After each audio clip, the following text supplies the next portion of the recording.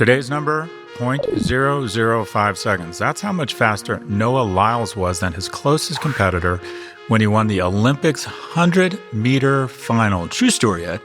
I was riding a horse full speed. There was a giraffe next to me and a lion chasing me. So what did I do? I got my drunk ass off the carousel, Ed. I like that one. It's a little daddy. Me too. It's a little daddy joke. How are you, Ed? It's nice. I'm doing very well. You're looking good. You look tan. You look fit. Really? How's Aspen? Yeah, you do. That's so funny because when you came on, I thought that you looked really handsome. And my second thought was, you're getting it wrong. When you get a girlfriend, that's when you let everything go to shit. You start drinking, you get high every night, just stop taking care of yourself. Mm-hmm. You're doing a reverse order. Did you get a haircut? I did get a haircut, yeah. I got a haircut a couple of days ago. Looks good. Yeah. Well, this is a very nice, wholesome way to start. Nice, clean joke. Both telling each other we look handsome. I think this is going to be a good episode. Yeah. One of us is lying. Oh, God, look at me. I look like Biden. Like he's told he has 2 weeks to live, so he grows a goatee. I disagree. I think you look like you got some color. Enough of that shit, Ed. Get to the headlines. Let's do it. A disappointing July jobs report on Friday sent U.S. stocks sliding. The sell-off went global in Japan, with the Nikkei falling more than 12%, its worst single-day drop since 1987. And on Monday, the S&P and Dow marked their worst days since 2022, and the Nasdaq was down 3.5%. Berkshire Hathaway revealed it significantly reduced its stake in its two largest positions. Warren Buffett's company sold roughly half of its Apple shares in the second quarter and about 9% of its Bank of America shares. That news overshadowed Apple's third quarter earnings report that beat expectations, and the stock dropped 5%. And finally, Intel is cutting about 15,000 jobs in an effort to save $10 billion next year as it tries to compete with rivals like Nvidia and AMD. The news comes after a disappointing earnings report for the chip maker, with second quarter revenue declining and third quarter forecasts coming in below expectations. The stock fell almost 26% following that earnings report. Scott, your thoughts starting with the global market drawdown?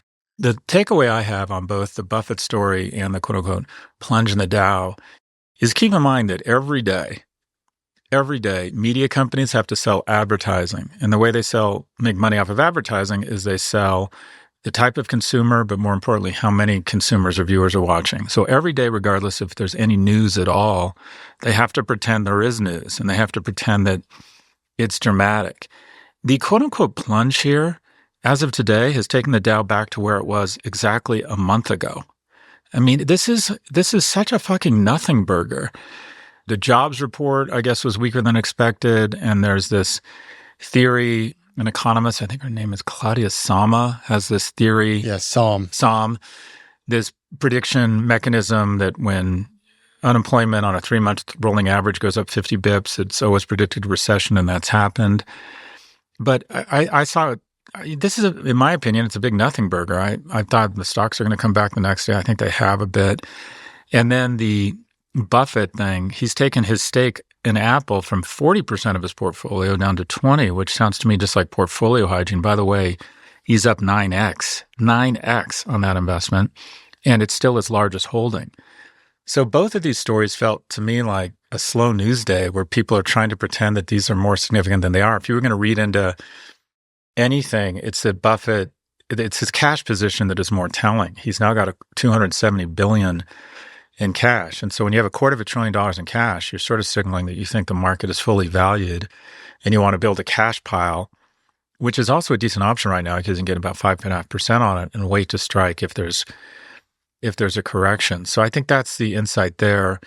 This notion somehow that the markets are plunging, I don't get. What I also read here, and I can't stand this, is that there's already calls for a rate cut that's sooner. And I don't like kind of the Keynesian, almost socialist market intervention mentality that people in charge, baby boomers, are adopting. It's okay if the markets fall. It's okay if we have some disruption and the market's correct. I can't stand government intervention to try and artificially inflate the markets or artificially suppress interest rates. To me, it's just another example of how the incumbents, would rather you know, what, rack up credit card debt? What, inflate the bubble more?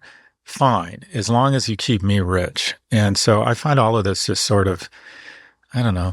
I feel very boomer around this stuff. I think it's all a big giant head fake. What are your thoughts? I think I agree with everything you just said. Did I tell you look handsome? Did I tell you look handsome?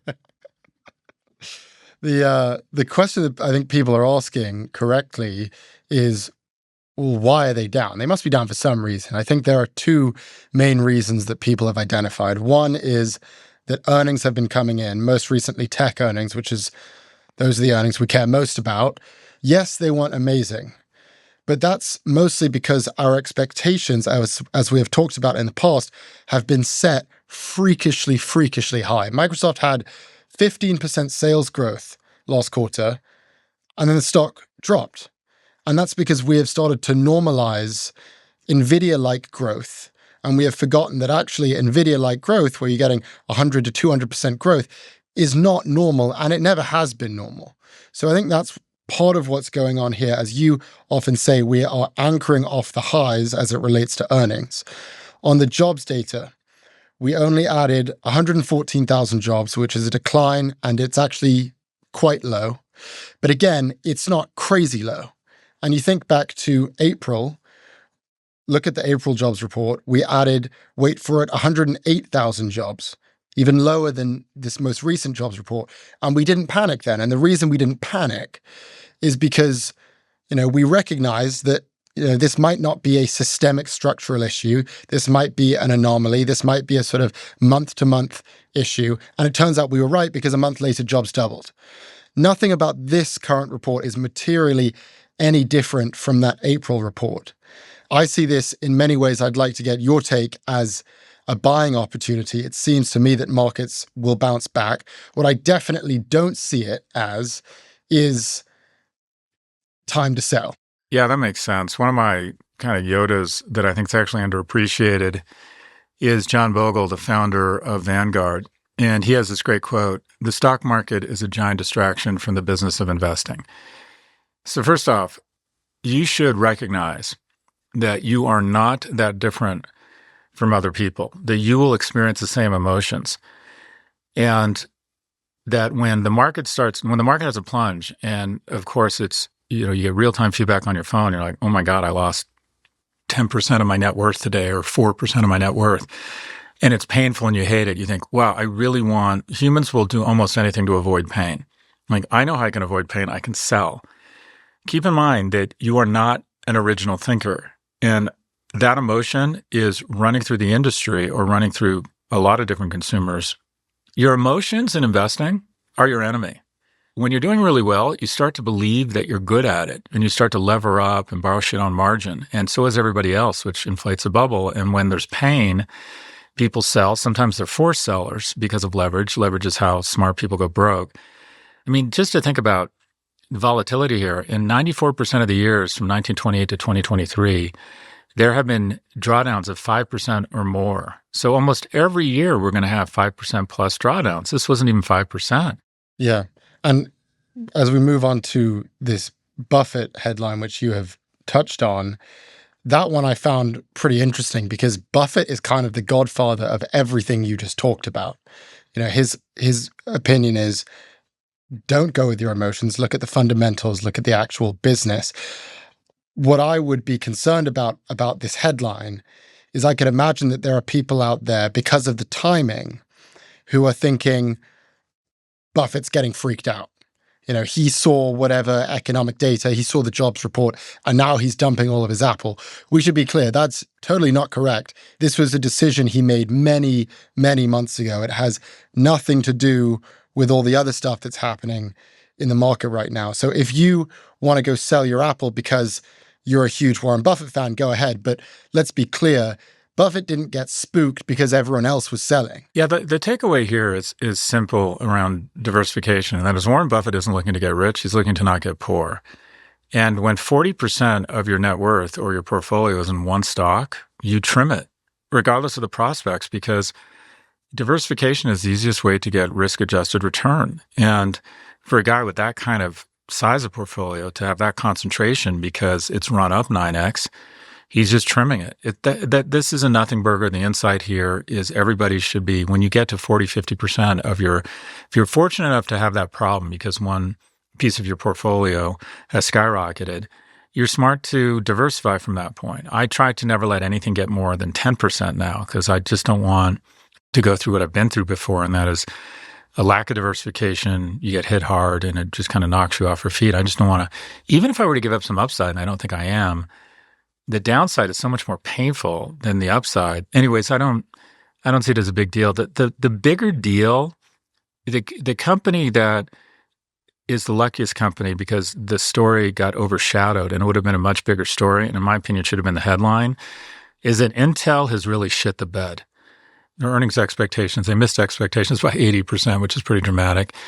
And over the past month, the stock has declined 42%, Ed. In January 2020, not that long ago, so just as COVID was about to hit us, Intel was worth more than AMD and NVIDIA combined. And today, AMD is worth twice as much, and NVIDIA, get this, is worth nearly 29 times as much as Intel. And it's weird because they were supposed to be the biggest beneficiary of the CHIPS Act. This is a company that has just not made the transition from providing computing power for PCs to the mobile phone or to AI. And then the thing that really pissed me off was their CEO put out this proverb about being steadfast. And I'm like, Yeah, the Bible verse. Yeah, I'm like, Jesus, dude, I really don't need you to tell me what Jesus thought or whoever wrote the Bible. Earnings got so bad he started praying online. It's like, okay, can you maybe just tweet out what you're planning to do to restore a fraction of the shareholder value that's been destroyed here?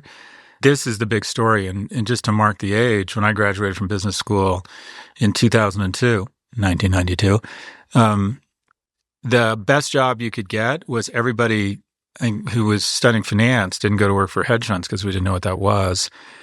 They went to work for Intel. Intel was the company to get a job out of the Haas School of Business in Berkeley, really well managed, stock kept going up. Intel Insight commercials were so funny. Andrew Grove was considered sort of the premier CEO in America. And this company has fallen so far, so fast. Any thoughts on Intel? Yeah. It got drawn down around 30%. I think that is the right reaction. This report was really bad. I mean, it swung from profit to a loss, sales declined, scrapped the dividend, laid off employees. There's all of that. But there are two numbers that to me stood out as exceptionally awful. The first is the data center revenue. If you are an AI stock, which many people think of Intel as that, they are a chip manufacturer. They specialize in CPUs, but they've been trying to invest in AI, and they've been looking to become a real player in the AI story. If you're an AI stock, data center revenue is the most important revenue on your income statement. Why? Because that's the forward-looking indicator of your strength in AI. NVIDIA's data center unit grew more than 400% last quarter. AMD's grew more than 100%. If you're an AI company and your data center revenue isn't growing in the double to triple digits, then Wall Street's going to think something's wrong. Intel's data center revenue grew -3%. It actually fell, which is a huge red flag. The second massive red flag to me was the CapEx.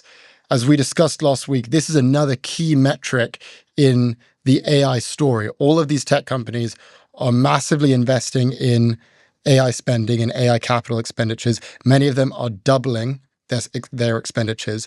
And this race is becoming a question of, okay, who's down to invest the most amount of money in AI infrastructure? Intel announced they're cutting their CapEx spend. They're going to be drawing it down 20% lower than was forecasted. So the story that the market is taking away from these earnings, in my view, and that they're taking away correctly, is that Intel wanted to be a big player in AI. They started to kind of fall behind with the rise of NVIDIA and AMD and some of these other chip makers. They started to lose money, and now this is their announcement, we're tapping out. Yeah, I mean, keep in mind, the stock is now at a 15-year low.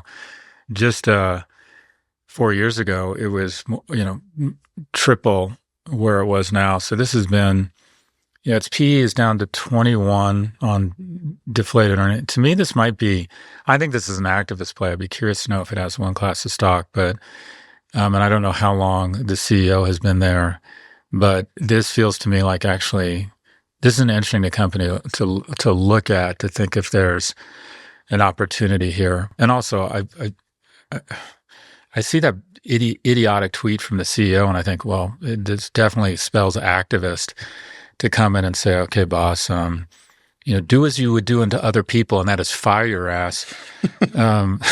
I like that. I like that. Love the poor, but don't love shitty CEOs. You're out. When God opens a door, it sucks you out of the company, bitch.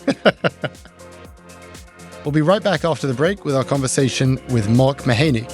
If you're enjoying the show so far and you haven't subscribed, be sure to give Prof G Markets a follow wherever you get your podcasts.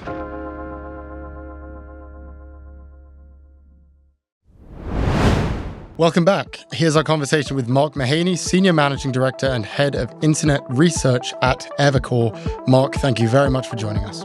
Glad to be here, Ed and Scott.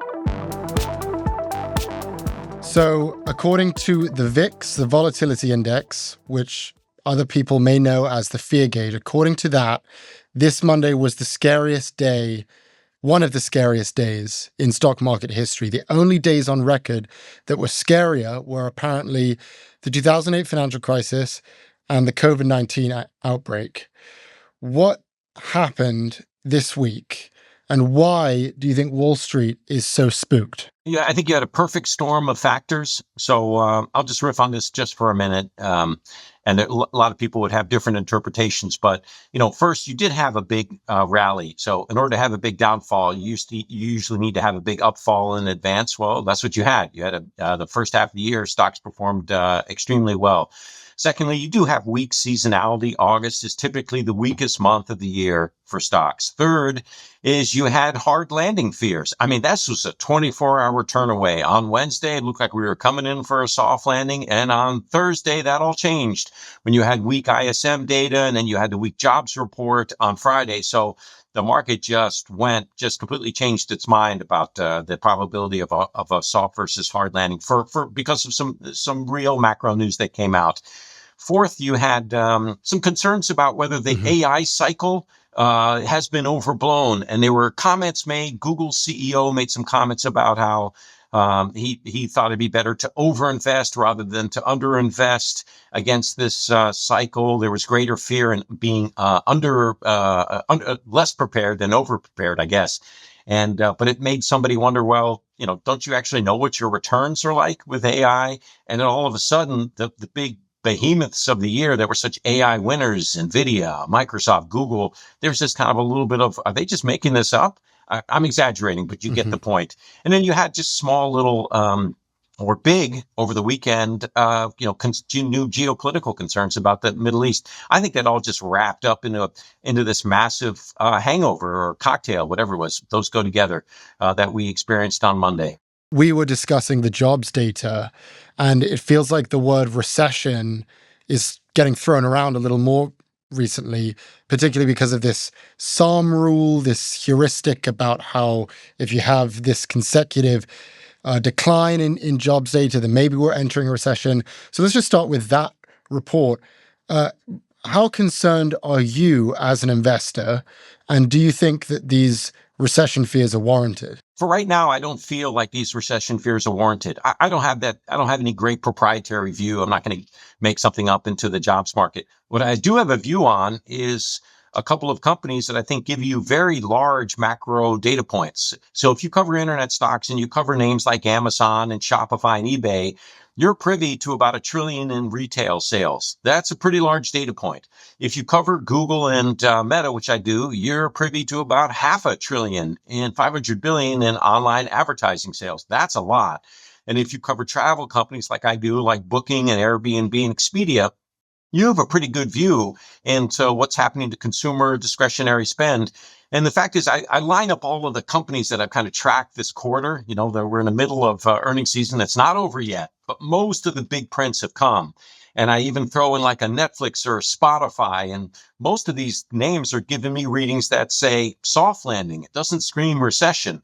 In fact, these companies that are taking up price, like Spotify and Netflix, aren't seeing any pushback in terms of their subscriber growth. Meta had one of the stronger quarters that it's printed in a while. Amazon did talk about consumer softness, but they've been talking about consumer softness for a year. I didn't sense a major change. In fact, they said that the relative European softness versus the US was a little less pronounced than they'd seen in the past. Booking.com mentioned that the European traveler got a little bit softer, but it wasn't orders of magnitude. So I sifted through all these data points and looking at it just from an analyst perspective, covering these companies that give you these large data points. I don't see the recession. Doesn't mean it's not going to happen, but these data points that I see, their search for Google was as strong as expected, fundamentally and versus expectations. But to me, it's the recession risks have been overblown. Everything we've mentioned so far from an earnings perspective has been pretty good, it sounds like. Just sales growth, good bottom line.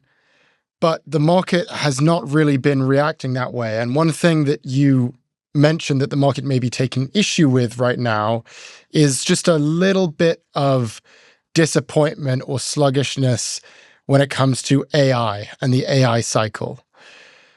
Is that the problem? Is that why we're seeing these drawdowns despite what looks like, based on what we're seeing in your description, pretty solid earnings? Well, I think there are two issues. I do think there is this risk about that we're going through a hard landing, and even these companies that I mentioned that haven't seen it yet, maybe it's still coming. Maybe it's next quarter where there's going to be confession period, and yes, we finally see the weakness. So that's it's a risk, it's an overhang, you had weak jobs numbers. You get 2 or 3 months of those. I mean, we could go into recession. So, and you get an external shock. I mean, the economy's probably at a point now you get another external shock like we've had with Ukraine or COVID. Yeah, we could go back into recession. Wouldn't be that hard to see that happening in a month or two periods of time. I don't think it'll happen, but that's, then you're betting on external shocks. But anyway, that's one thing. That's what's caused these stocks to trade off.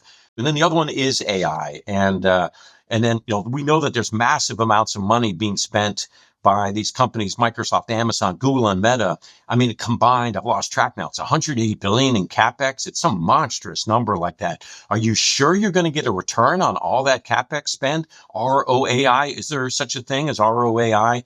And there better be. The good news for NVIDIA is that its 4 biggest customers are Microsoft, Amazon, Google, and Meta. The bad news for NVIDIA is if those companies don't get a return on AI, then who will? And then that customer concentration could really blow up in their faces. And it's kind of hard to sit here and convince you that people aren't getting a good return on AI.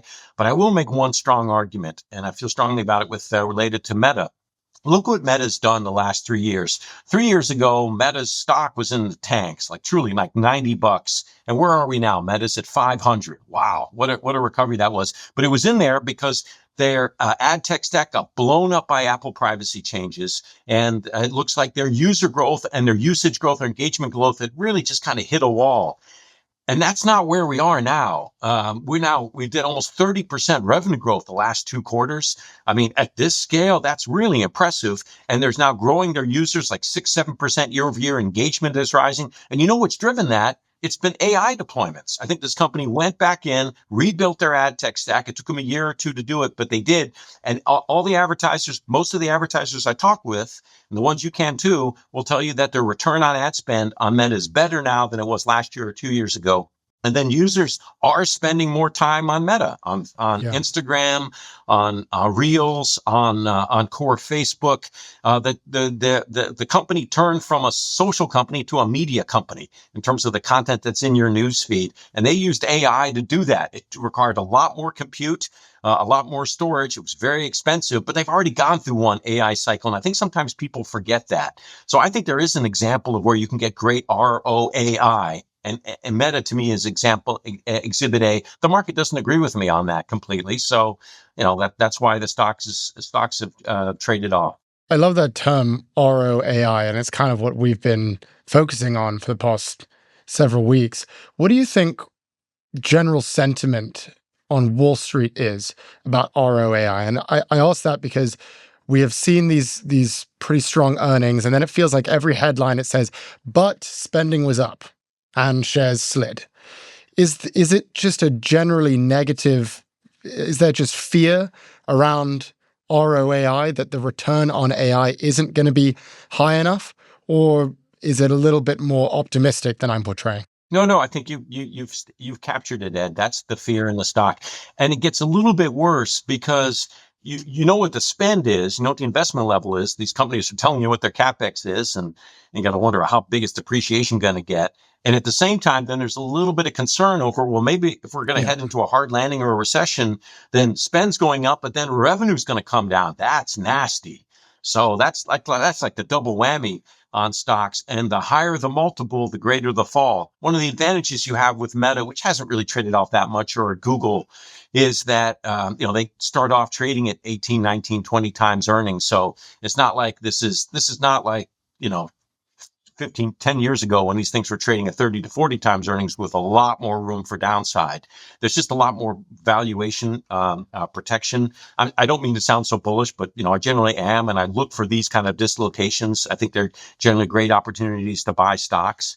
But that's the concern. What you said is the concern in the market, which is I don't know whether this is the market speaking. I don't know whether there really is ROAI. I just know that the CapEx numbers are rising dramatically. And I hear we may be going to recession. That means revenue is going to be falling. Whoops. I want out of that.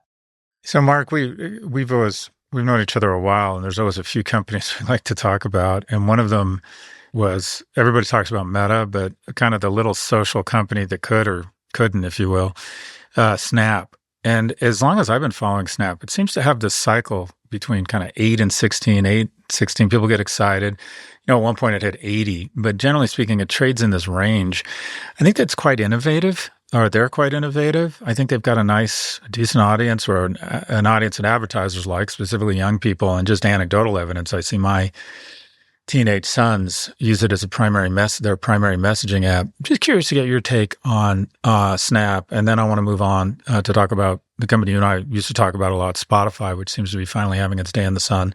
So Snap, I think, doesn't give you much of a read into the broad market. So just let's make sure we put all this stuff in perspective. They do, I forget, 3 to 4 billion in ad revenue. So that's versus 150 billion for Meta, 250 billion roughly for Google. Like, if you're looking for signs of recession, don't look at Snap. Look at the two bigger companies to see whether things are getting better or worse. There's also something else that comes with being Snap. Like with Pinterest, you're a small ad tech platform. There's no advertiser out there that's going to first advertise on Snap and then decide whether they're going to spend any money on Google or Meta. They're going to first spend money on Google and Meta, and then maybe spend money on Snap. So it's always had that risk. Scott, you talked about innovation on Snap, and look, it has it from a user perspective, but the innovation, there's two audiences here. And the innovation on the advertiser side has always been kind of middling, and sometimes it's been pretty poor. And so that's the problem with what Snap has. It doesn't have anywhere near the reach and frequency of the two massive platforms. And then, by the way, you can throw in Amazon. That's a much bigger platform. And by the way, you can throw in TikTok. And now Microsoft is an ad platform is 2 times bigger, I think, than 2 or 3 times bigger than Snap. So that's the challenge that Snap faces. They can monetize better, but they just need to innovate better on the advertiser side. Their innovations on the user side have been great, but not on the advertiser side. And it's hard enough being a small ad platform in a world of giants. It doesn't help that you're a small ad platform that hasn't innovated well. So look, as an investment, I've been on the sidelines on Snap for a while. I had a buy on it way back in the day, but it's been a while since I've recommended that stock, and it's very hard to see how they can get out of this. And it could well be a nice trading vehicle, but I don't view it as an investment vehicle. So subscale and a weak ad stack, Spotify? That would fall into that exact same description as well. The good news for Spotify investors is that that's 10 to 15% of their revenue, and the rest of the business is going through kind of 2 major inflection points. It's very similar in my mind to what Netflix did over the years. They kept improving the product. It got better and better year in and year out at Netflix, because they ended up getting more and more quality, and the service got better and better distribution and more personalization, et cetera. And then once you build a value proposition, then you can start raising prices because your product is better. So you deserve to get raised prices. And then that feeds this flywheel. Spotify, the same thing has happened. It's just, I don't know, 6-7 years later than Netflix. And, they've kind of run away with the streaming market. I've done annual surveys on this for eight years. The streaming market's gone to Spotify. There are more Spotify users on Apple phones than there are Apple Music listeners. And that's a captive audience. So that says something about how good the Spotify product is. And now they're going to market and saying, hey, please pay us for these great features that we kept adding over time, like podcasting, like audiobooks. Pay us a little bit more for it. And most consumers are like, sure, $1 or $2 more for the world's music and podcast and audiobooks library. What a deal. I don't know what that is, on 30 cents a day. Yeah, sure, that's worth it. And they probably have more pricing power. So that's what's happened with Spotify. And at the same time, they've reached enough scale that gross margins, that was always the issue, for the stock of Spotify, have finally started to move higher. Investors saw that, and it was safe to buy Spotify for the first time. It took 4 years after their IPO. The stock did nothing. Gross margins started to work. They started to take pricing, and then investors, all of a sudden, the coast was clear. And congrats to Spotify. They deserve it. And then the other company we tend to talk about a lot, and you were right, I was wrong. I've always had I don't know. I'm a big fan of Dara Khosrowshahi. I wasn't a fan of the previous leadership. Your thoughts on Uber and also Lyft? Uber has to address two issues today, and that is, are they AV roadkill, autonomous vehicle roadkill, and is the consumer going to fall off a cliff? And they, I think, emphatically answered the second one, which is no. There's no slowdown at all in their delivery business or in their mobility business. Nobody's trading down across different cohorts. It's kind of hard to believe, but that shows up in the numbers. There's no deceleration in the growth rate. So give them the benefit of the doubt because there's no deceleration in the growth rate. And then, so they addressed that. Now, this AV roadkill, that's going to be a real issue for a while. I don't think that's going to happen. I think Uber is so big. They are what would be called the demand aggregator. So as long as there's multiple AV companies, autonomous vehicle companies, then Uber's going to be in pole position, and there's going to be somebody, a Zoosk, and then somebody else who's going to put their autonomous vehicles on Uber. And most consumers consumers will decide. But I think you, Scott, and you, Ed, and me, we're going to open up our apps like everybody else, and we're going to, decide we want to Uber Black, Uber X, Uber Comfort, Uber Green, or Uber Robo. It's going to be determined by, which gets to me sooner and which costs the least, unless I have special use cases where I want Uber Black or something like that. And so I actually think most consumers, that's how they'll choose. They're not going to pay extra for Robo. They'll do it one time. That's it. Anyway, to me, it gets to the point that Uber is going to be the demand aggregator here. So that's why there'll be a winner in the AV wars, which I think there will be AV wars in the future. I think it'll all be good for consumers. And it'll take a while for the market to realize this. But in the meantime, you can buy Uber, and I think it's a really cheap price. That's today's debate. Scott, when you and I were talking about Uber in the past, the real question was, hey, can they ever make money? I mean, they went public with the biggest losses in recorded history.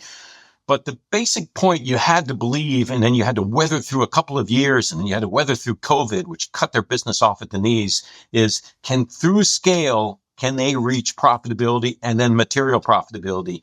And the answer to that was, I thought was yes. And then it kind of got proven 2 years ago. And then they finally started generating positive, free cash flow. And ever since then, it has just hockey sticked up the free cash flow. So I'll tell you what, Scott, I cover 3 mega cap names now: Amazon, Meta, and Google. And my bet is the 4th mega cap name I'll be covering, more than 500 billion market cap, is going to be Uber. Stay with us.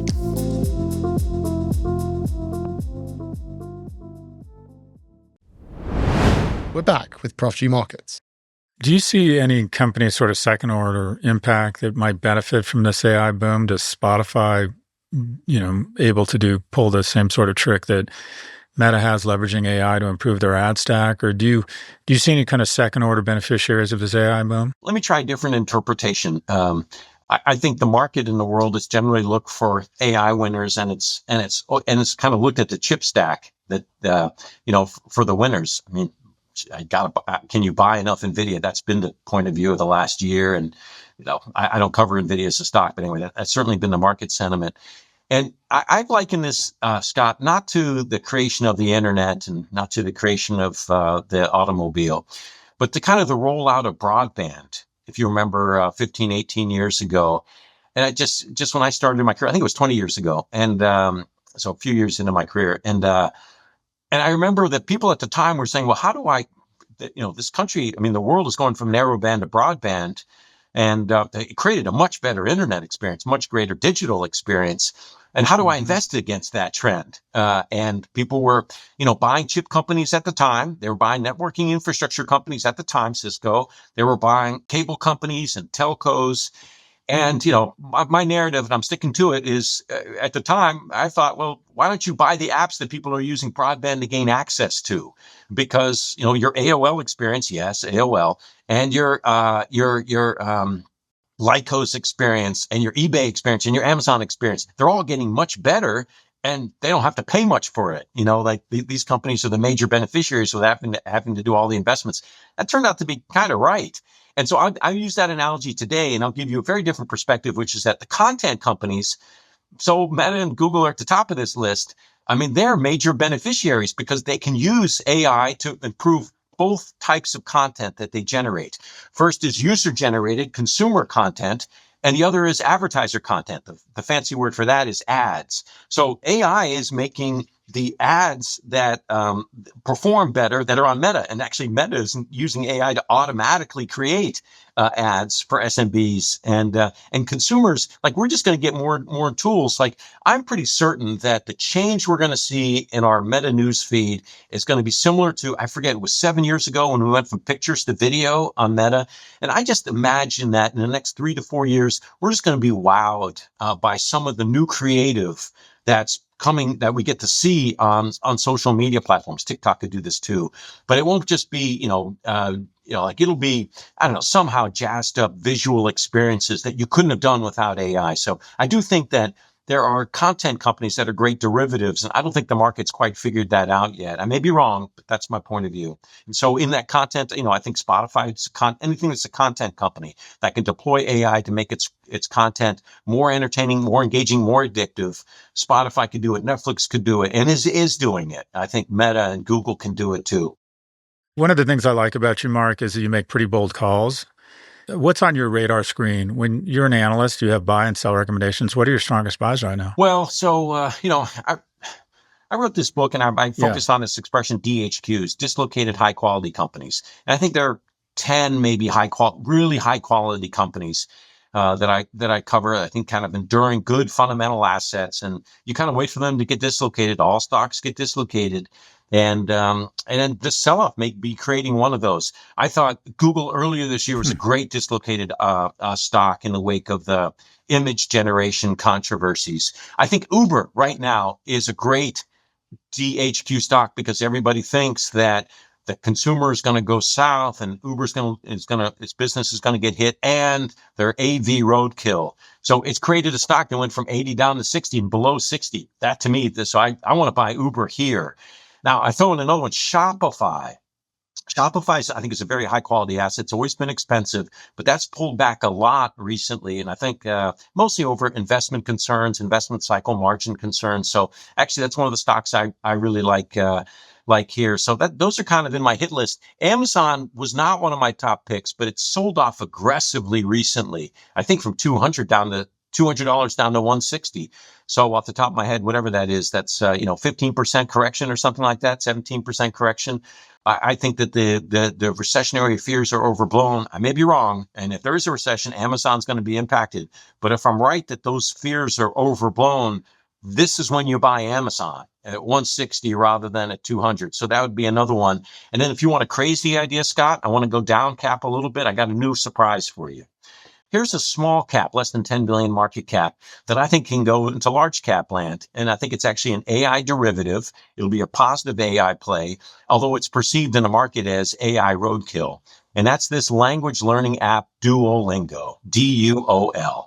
And, it's one of these serial entrepreneur run companies, wonderful business model, viral growth. And it's something that can just take a TAM, total addressable market, and just blow it up, massively expand it, because they make learning a language fun, interesting, useful, engaging, addictive. They got it. So anyway, that's my crazy idea of a small cap. And there are very few of them that go from small to large cap that could actually do it.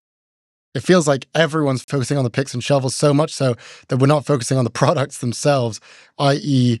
the content. And I love that point that actually we should be thinking on how is the consumer going to benefit from AI. I do want to sort of wrap up with just playing out a scenario for you here. Many of our listeners are quite young, hardworking professionals. Most of them are looking to learn about the markets, invest, and they're probably investing pretty diligently.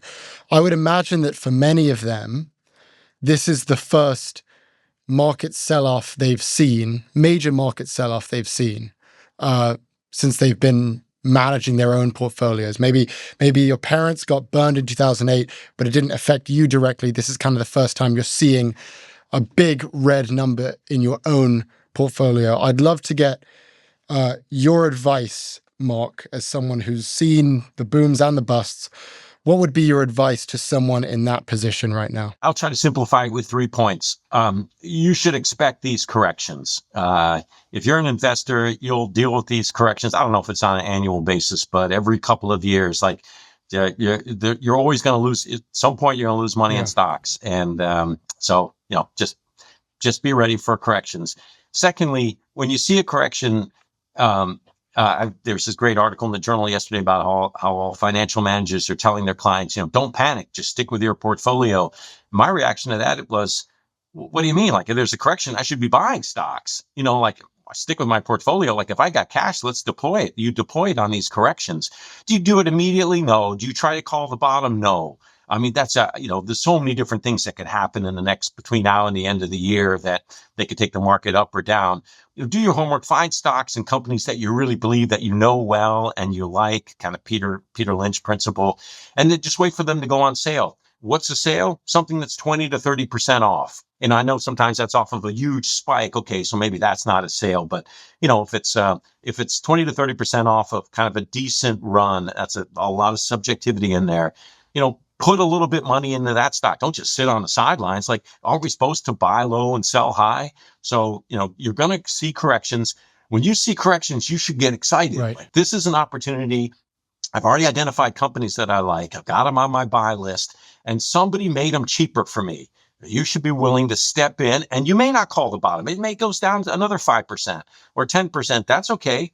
But just that's the advice I would give to people, that you're going to always have corrections. And the way you make money is you find high quality companies and you wait till they get dislocated.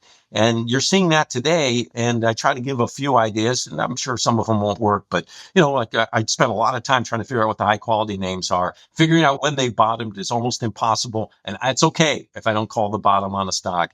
But I use these as opportunities to invest in names that you feel like well that are high quality. High-quality companies that are dislocated. Mark Mahaney is a senior managing director and head of Evercore's internet research team. Mark has covered internet stocks for over 25 years and has been consistently recognized by institutional investors for his research, including 17 years as a top 3 ranked analyst and 5 years as a number 1 ranked analyst. He joins us from, where are you, Mark? Where's your office? San Francisco. There you go. Joins us from the Bay Area. Mark, always good to catch up with you. Congrats on everything. Thank you, Scott. Nice to see you. Nice chatting with you, Ed. Thank you very much, Mark.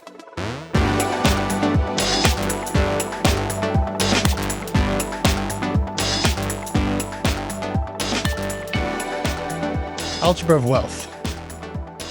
Scott, I love the advice Mark just left us with, that for young people, a correction should be an opportunity, not a crisis. Would you agree with that? So, Ed, I think one of the great myths that has been fomented across your generation by my generation is that market corrections or a market meltdown should be avoided at all costs, even if that means intervention or ramping up the debt with stimulus or keeping interest rates artificially low. People are, if you think about investments or their investing life cycle, they're generally speaking in one of 2 stages. They're in the investment stage. So you're in the investment stage. You're working hard, trying to establish currency professionally such that you can make good money, and then hopefully you have the discipline to spend less than you make, save money, deploy it. When you're in the investing part of your life, you want the markets to crash. because the key to establishing wealth is getting it at the right price. I'm in the harvesting stage, and that is, well, I'm still making good money. I'm living really well. I'm spending a lot of money, and I'm even at some point going to start seeing my net worth go down. I'm going to start harvesting my investments. I want markets to be irrationally high. So this gestalt or zeitgeist since 2008, where we will take out your credit card, keep interest rates artificially low, and act as if it's a tragedy if the market's off 2 or 3%, and start pounding on the table for Chairman Powell to intervene and cut rates. I think it's just such extraordinary bullshit and intergenerational theft, and represents something much darker, and that is that a belief that the economy should be totally centered around keeping me rich, despite the fact that the real opportunity for younger people is to get a chance to buy real estate and stocks at some of the depressed valuations that I had the opportunity. Let me repeat, when you're your age, Ed, you want the markets to crash. Disruption is a good thing for your generation. Thank you for watching this version of Prof G Markets. Check out our pod feed for office hours on Wednesday, and we'll be back with a fresh take on markets every Monday.